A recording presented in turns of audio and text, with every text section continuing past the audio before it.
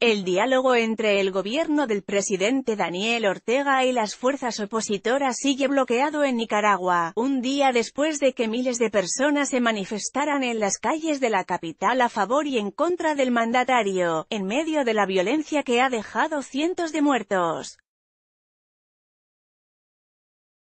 El cardenal nicaragüense, Leopoldo Brenes, expresó sus deseos de mantener vivo el diálogo, que se mantiene estancado tras el repunte de la represión estatal en el marco de las protestas antigubernamentales iniciadas el pasado 18 de abril.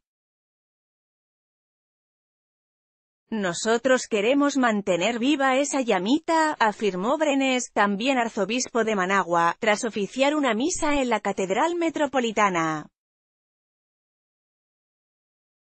El diálogo, cuyos mediadores y testigos son los obispos de la Conferencia Episcopal, se instaló a mediados de mayo pasado, pero se ha desarrollado de forma intermitente y permanece suspendido desde el pasado 25 de junio, cuando se celebró su última sesión.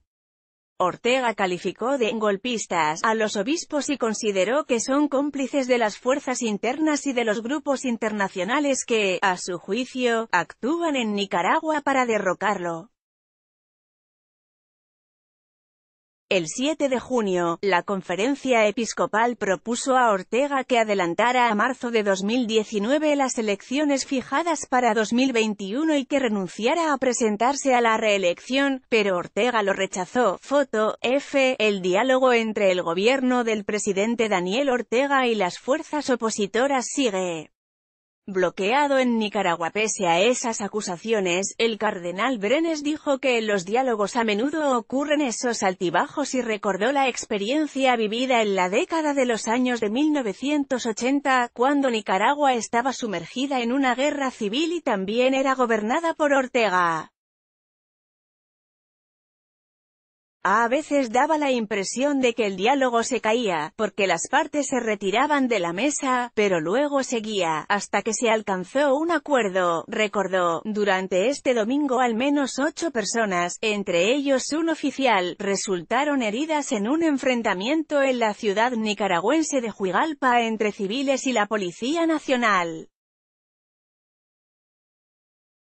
El enfrentamiento se produjo en el barrio Tamanes del municipio de Juigalpa, departamento de Chontales, centro, a 139 kilómetros de Managua, cuando un grupo de civiles armados atacó a otro, lo que provocó la intervención de la Policía Nacional, según movimientos cívicos de ese lugar. Mientras, el Ministerio Público acusó a Cristian Fajardo, uno de los líderes del denominado Movimiento 19 de Abril, de la ciudad de Masaya, de crimen organizado y terrorismo. La Fiscalía también acusó a Fajardo y a su esposa, María Adilia Peralta Cerrato, de financiación del terrorismo y entorpecimiento de servicios públicos en perjuicio del Estado y la sociedad. En Masaya, 28 kilómetros al sureste de Managua, un total de 10 personas fueron además liberadas con la mediación del alcalde sandinista Orlando Noguera, con lo que suman 140 en la última semana. Foto, F. El diálogo entre el gobierno del presidente Daniel Ortega y las fuerzas opositoras sigue bloqueado en Nicaragua. Agentes de la policía, parapolicías, paramilitares y antimotines llevaron a cabo la semana pasada en Masaya la llamada Operación Limpieza, que consistió en derribar los bloqueos que seguían levantados y eliminar cualquier rastro que recordara que el pueblo se declaró territorio libre del dictador, en referencia al presidente Ortega.